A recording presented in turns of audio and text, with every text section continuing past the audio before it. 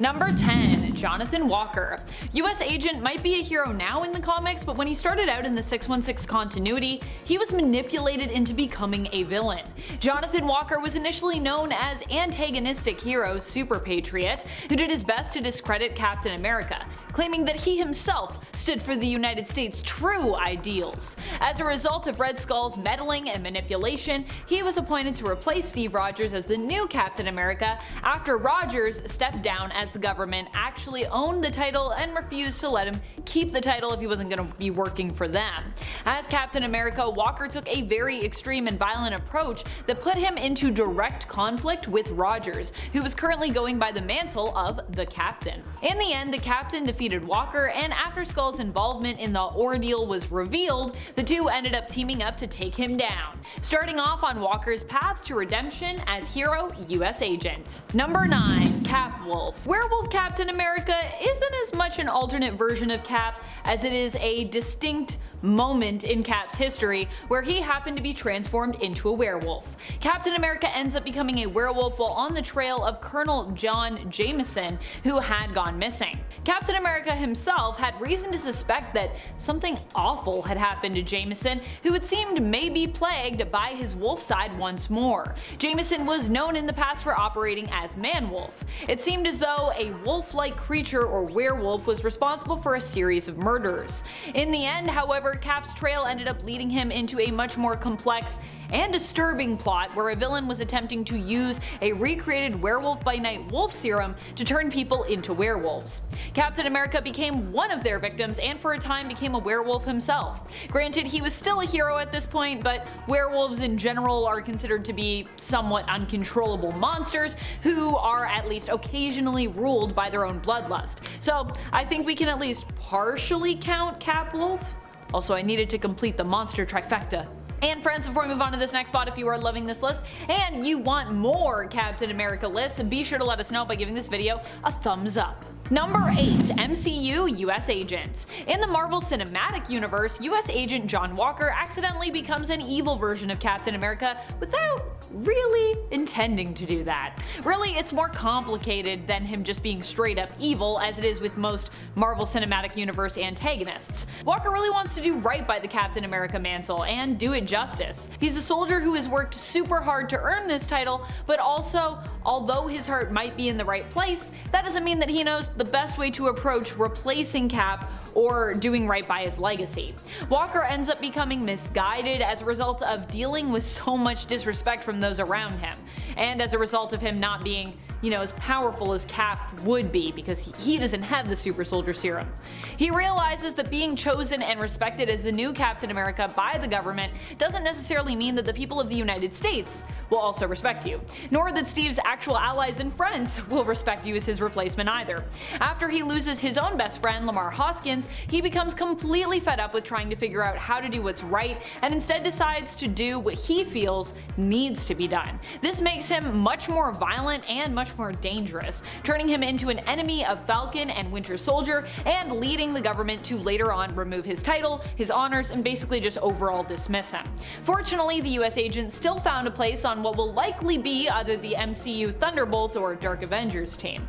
TBD, or at least to be declared, if not to be determined. Number 7. Mutant Captain America. This version of Captain America was a mutant who ended up replacing the original Captain America after he died in a Sentinel attack. He wasn't just given the mantle of Cap either, but also ended up receiving the super soldier serum. He had this and his own mutant powers besides, which made him pretty crazy powerful. Although the mutant version of Cap had good intentions, his powers were somewhat uncontrollable, which was a big problem. His powers going haywire was what ended up causing the death of his own group, the Six, and the Avengers, who he was at the time fighting against. This caused him to lose his sanity, turning him into a full-on villain and a loose cannon who attacked and defeated pretty much everyone who came after him, except Havoc, who managed to successfully kill and defeat the crazed mutant version of Captain America. Poor mutant Captain America, it sounds like it was a rough go, you know? Number 6. Zombie Colonel America.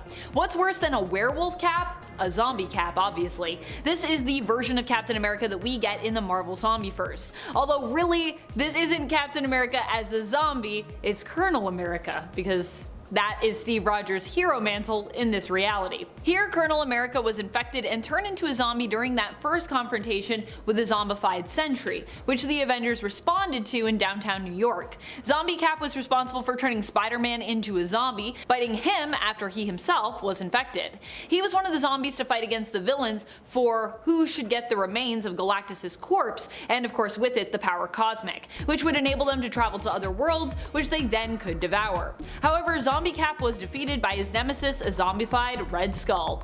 So, no power cosmic for him. He dead. He's double dead. Really. Number 5. Evil Clone. An evil clone with the mind of Red Skull. To be honest, this has happened multiple times in the comics, where Red Skull has ended up having his consciousness, his personality, or his memories, or some combination of those, into the clone of Steve Rogers. It's happened both in the main continuity and in alternate universes. For this version though, we're going to be talking about issue 350 of Captain America, where the Red Skull in Steven Rogers' clone body ends up being the mastermind behind the whole commission/Walker kerfuffle that we talked about earlier on this list. His plan this time around in a Steve Rogers' clone body is to discard his previous ideologies and use capitalism itself to dismantle the democracy of America and destroy the nation from the inside out. It doesn't work out in the end, and the issue ends with him facing off against both John Walker and the Captain and becoming deformed once more by the red dust of death. But he did try it. He did try. And don't worry, he would come back in more clone bodies. That's how he do. Number 4. William Burnside. William Burnside was the Captain America of the 1950s, who ended up being retconned to not actually be Steve Rogers at all, although he was a man who believed he was Steve Rogers. This version of Captain America was later revealed to be William Burnside initially, a man who was hired to replace Captain America after he went missing in World War II. This version of Captain America was racist and extremely anti-communist, echoing the McCarthy communist witch hunts of those times. Burnside illegally changed his name to Steven Rogers and would have an extended lifespan thanks to a version of the super soldier serum that he was exposed to. However, because this was not a perfected version of the serum, it apparently would also cause him to become more extreme over time as his psyche and mind degraded as a result, so made him pretty crazy and pretty evil. Number 3. Vampire King. This version of Captain America comes from the Exile series, where he becomes King of the Vampires. In the alternate reality of Earth 3931 during World War II by Baron Blood. Baron Blood turns him into a vampire. Vampire Cap is definitely not a good dude, likely the most evil of all the monstrous Captain Americas listed here. This version of Captain America has his own sinister version of the Avengers and Thralls, who he enlists and forces to fight for him. However, he still proves to be no match for the Exiles, who end up defeating and decapitating him in the end. Number 2. President Red Skull. Not an alternate version of Steve Rogers, but an alternate version of Red Skull who beat Rogers and took to wearing his Captain America suit off and around his new redecorated Oval Office. This alternate version of Red Skull comes from the Old Man Logan universe, where Red Skull ends up appointing himself the new president of the US, which he renames America. America with a K. Red Skull ends up not just defeating Captain America, but also almost all of the superhero community when he manages to rally together an impossible to defeat force of supervillains who coordinate their attack on the nation. Being that he's Red Skull, he's probably one of the most evil versions of Captain America out there because he's Red Skull, although like I said, he's not fully a Cap ultimately, but he definitely evil, so. And he does wear that suit a lot. Number 1. HYDRA Supreme. This alternate version of Captain America was initially retconned to be the version of Captain America. Steven Rogers ended up being revealed as a HYDRA sleeper agent in one of the biggest twists in comic book history. All his heroic actions had apparently just been Steve buying time and building trust so that he'd be in the perfect position to take over the US and could then reveal his true colors. Hail Hydra to this day is one of the most iconic lines ever uttered by the supposed hero. However, it all turned out that this version of Cap wasn't the real Steve Rogers of 616. Instead, what happened was Kobik, the sentient living version of the Cosmic Cube, was convinced by Red Skull that reality should be warped so that Cap could become an agent of Hydra. When this happened, the real heroic version of Captain America ended up trapped within a shard of the Cosmic Cube, and the now altered version of the character took his place in the reality of 616. In the end, the true Cap would be freed from the shard and would end up fighting and defeating his evil Hydra Supreme alternate version. And if you're worried, don't worry, the shard was made bigger, so it wasn't like little tiny Cap running around. Number 10. Kane Parker. Kane was one of the first evil clones ever made of Spider-Man, and really, he wasn't evil of his own choosing. He was kind of just a bad dude because he was so defective and was quickly degenerating. His degeneration made Kane somewhat insane, and his powers also didn't help. His own version of Spider-Sense was more precognitive, giving him visions of the future. The problem? With each vision he viewed, he would become more and more unhinged. Kane Parker would start out as being more of a sinister figure, but as time went on, he'd really become more of a moody anti-hero in the comics. In some cases, he was also only originally an antagonist because his motives were misunderstood by Peter. Number 9. The Jackal. At one point, another clone who was previously considered to be one of the best clones with the most potential for good also turned to the dark side. Yes, this clone was none other than Ben Reilly. Having recalled all of his deaths from when Miles was experimenting on Ben in an attempt to perfect the cloning process, Ben became somewhat unhinged. He ended up defeating and killing Miles Warren only to bring him back as a clone and convince Miles to work for him. This would result in Ben adopting the mantle of the Jackal for himself and building a clone army of Spider-Man's previously dead friends, allies, and even villains, as well as building the New U Technologies Corporation. In exchange for the clones' cooperation, Ben provided them with pills that would help to stave off the degeneration while he worked to perfect the cloning process himself, and a frequency technology that would substitute the pill for, well, likely only a chosen few, because Ben probably wanted to control the other clones. He was like, I'm good, but also I'm kind of controlling you. Well, he meant well. When Peter was approached to join the Jackal, who was revealed to him to be Ben, he simply refused, believing that the Jackal was a perfect example of having all the power, but none of the responsibility. And friends, before we move on to this next spot, if you are loving this list and you want another list like it where we talk about even more evil Spider-Men, be sure to let us know by giving this video a thumbs up. There are surprisingly a lot of evil Spider-Men out there. Number 8. Ghost Spider. While redeemed in the end, initially when we met Peter Parker, who was to become Ghost Spider, we would learn of just how evil he was. Ghost Spider is the Peter Parker from Reality Earth 11618, where he was previously known as simply the Amazing Spider. Not to be confused with Ghost Spider, who is Gwen Stacy from an alternate reality. I think that's Earth 65.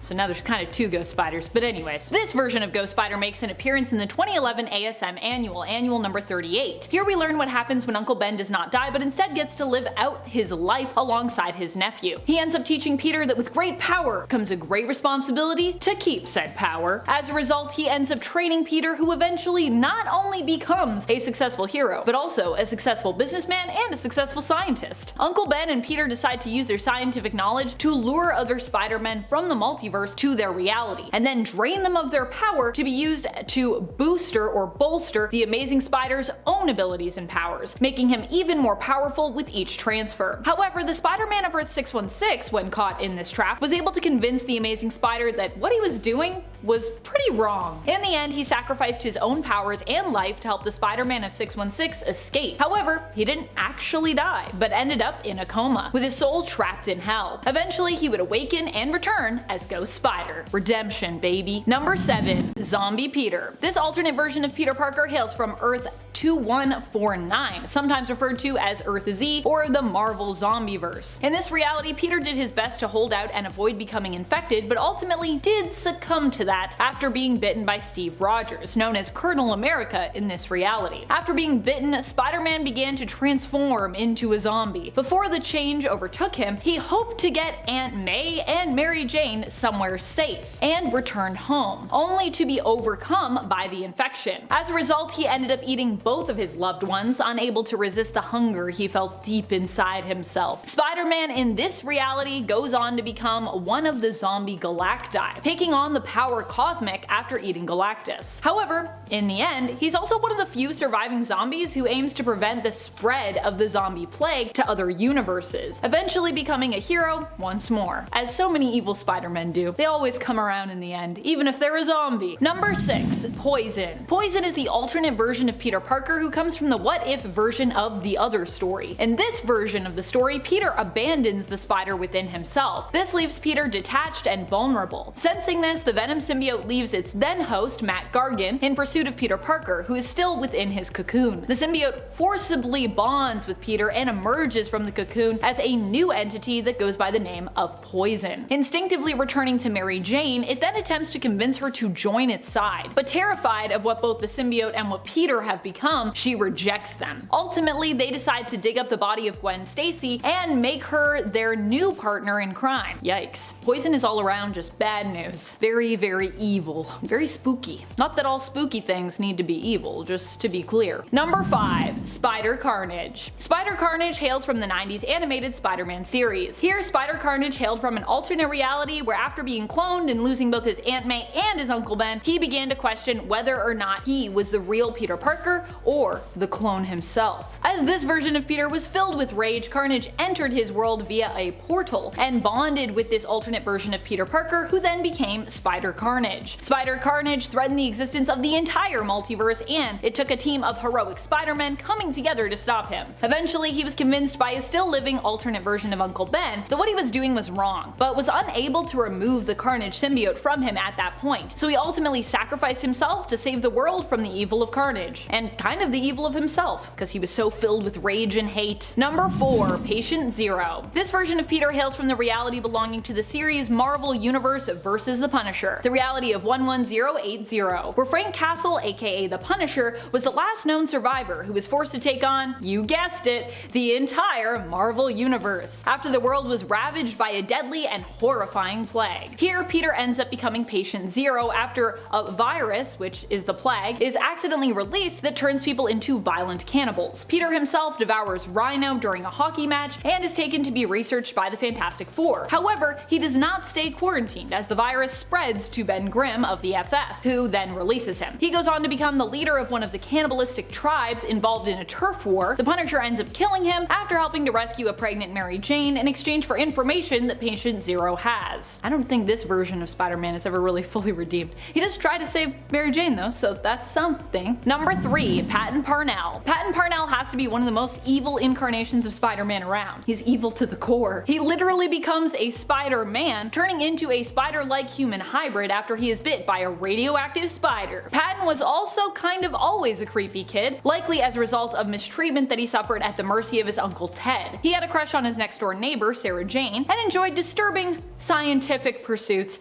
such as burning ants with a magnifying glass. What fun. When he transformed into Spider-Man, he became more confident in himself, but also acquired a taste for live animal and human flesh. He also was capable of laying eggs, as Uncle Ted would horrifyingly and personally find out after young Patton took revenge on him. That's all I'll say about that, but we might be showing you a scary panel of that right now. I'm not sure. I'm not sure what the editor's doing in this video, but cue scary panel of Ted having spiders coming out of him. Ugh. Number 2. The Spider. This is a version of Peter Parker who also merged with the Carnage symbiote, and was possibly driven criminally insane by it. Or was criminally insane to begin with in this reality perhaps. This version of Peter hails from the reality of Earth 15. Not much is known about his home reality, mainly what we know of it involved Peter's own history. This alternate version of the character bonded with the alien symbiote that is often referred to as Carnage on Earth 616. He became an infamous mass murderer who apparently enjoys hurting people. He made his first appearance in the Exiles in issue number 12, where he showed up with a team of other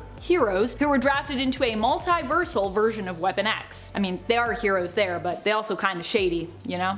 I mean, not all of them are, but definitely Spider is. Number 1. Wolf Spider. Wolf Spider comes from the animated show Ultimate Spider-Man. He was an alternate version of Peter Parker who hailed from the reality of Earth 16827 and was bad to the bone. Unlike many other alternate versions of Spider-Man, for some reason Wolf Spider became a villain instead of a hero when his spider-like powers manifested. He was a merciless killer, fighting to oppose anyone who fought on the side of good, was a hero, or believed in the ideal of responsibility. He even ended up killing his own reality's version of Miles Morales. And if that doesn't make you evil, I don't know what is, because Miles Morales is the best, and he's such a sweetheart. How dare you do that, Wolf Spider? I can't abide. Number 10. Joe Fixit. I think he looks just downright adorable in that suit, but his actions are definitely not adorable. Joe Fixit is essentially the Grey Hulk, which is a weaker, darker Hulk persona that resides inside Bruce's head. Joe is a trickster. He's manipulative,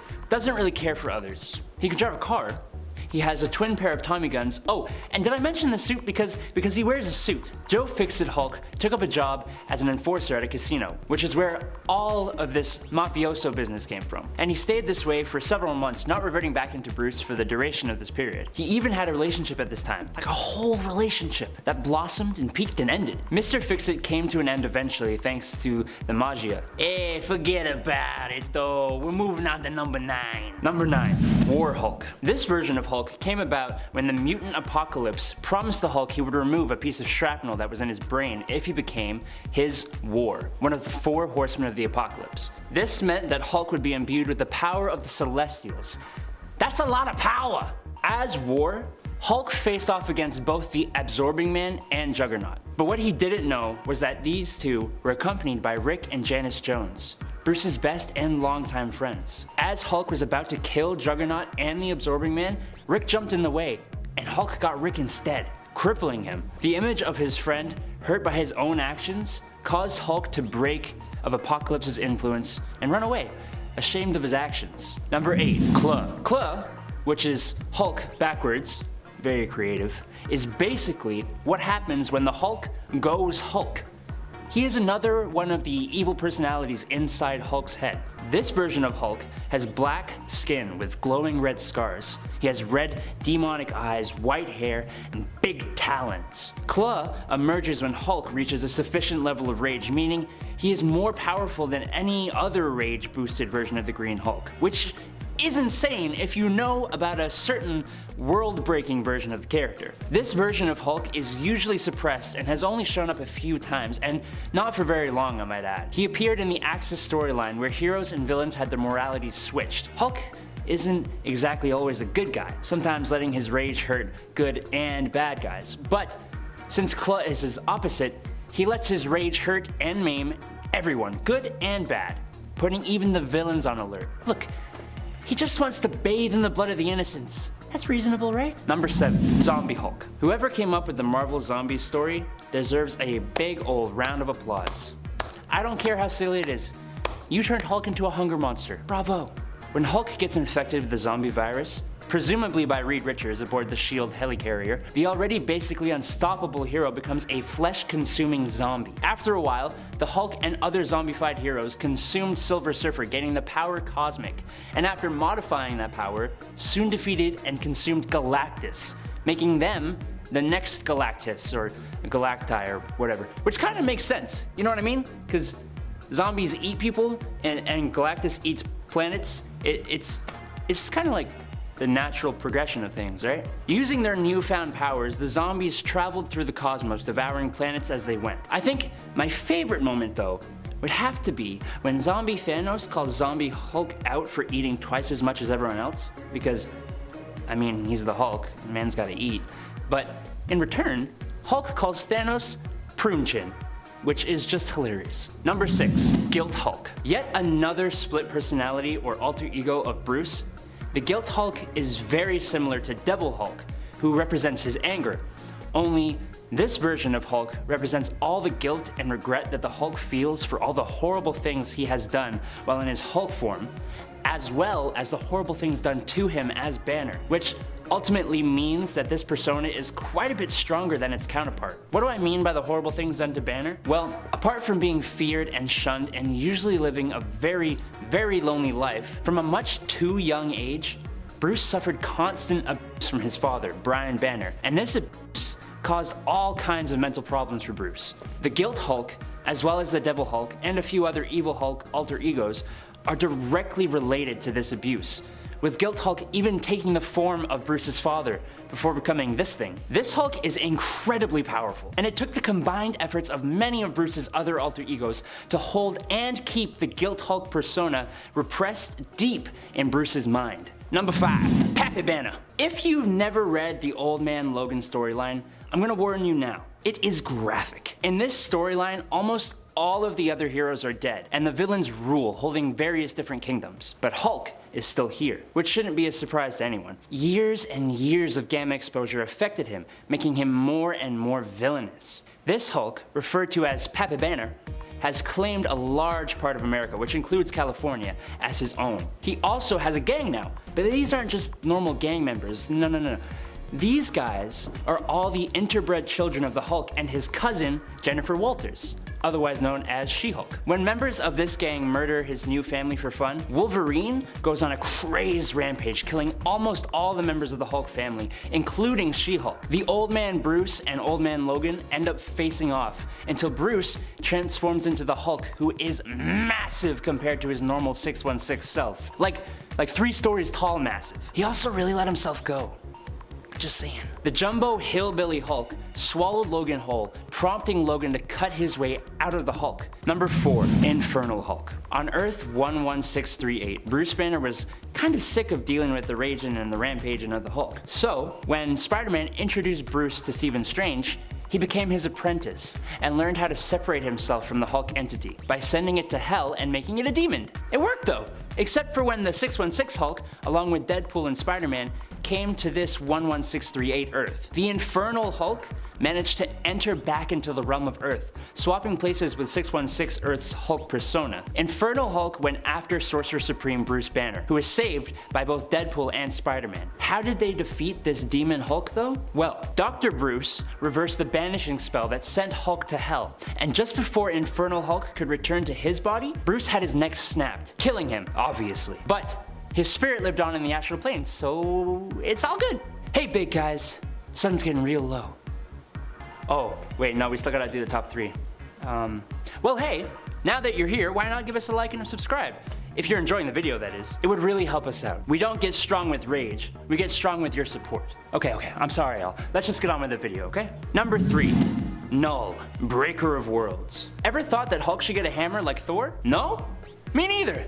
But it is awesome. When Kal Borsun the Serpent sent down 7 magical hammers that represented his 7 followers to Earth, the hammer Null found its way to our lovely green friend, transforming him into Null, the Breaker of Worlds. Hulk/Null went a-smashing, rampaging all over South America, bringing him into conflict with the Avengers, who he defeated, and eventually with a solo Thor. When fighting Thor, Null teamed up with Angrier, Breaker of Souls, which was Ben Grimm the Thing, who was defeated by Thor. But we all know who is the strongest Avenger, don't we? Null was easily too powerful for Thor, and instead of facing him one-on-one, the God of Thunder threw Hulk into orbit. He landed in Transylvania and started taking on Dracula and his minions. It was only after Inca, disguised as Betty Ross, showed up that Hulk threw the hammer aside and left, wanting to be alone. Number 2, Worldbreaker Hulk. Now, it's fair to say that Worldbreaker Hulk deserves the top spot on this list, but I mean, gosh,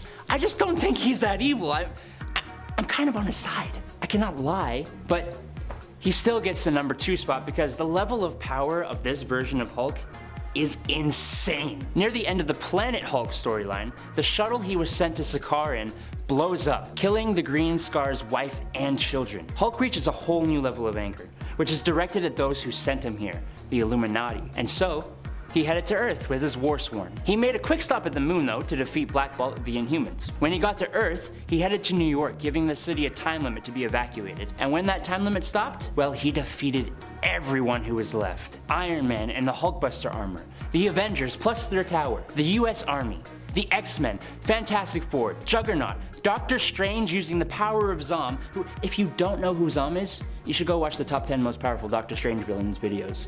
It's insane. And Ghost Rider, all while saving the innocent bystanders. He then threw the Illuminati members he captured into the ring against each other, sparing them as he only sought justice, not murder. He was eventually sorta defeated by the Sentry, who he fought until they both reverted back to their human forms, which is when Bruce Banner knocked out Bob Reynolds. So look, if you haven't read this story, please do it. Number 1, Maestro. Okay, imagine a version of the Hulk with twice his strength, who retains the intelligence of Bruce Banner, right? Now take that Hulk and make him a ruthless, tyrannical ruler, and you get Maestro. Maestro is a possible future version of the Hulk who kills literally all the other heroes and villains and names himself Emperor over the whole world. Our Hulk first comes into contact with him when Rick Jones's daughter takes him into the future to fight his evil future self. But this Maestro guy, he ain't playing around, okay?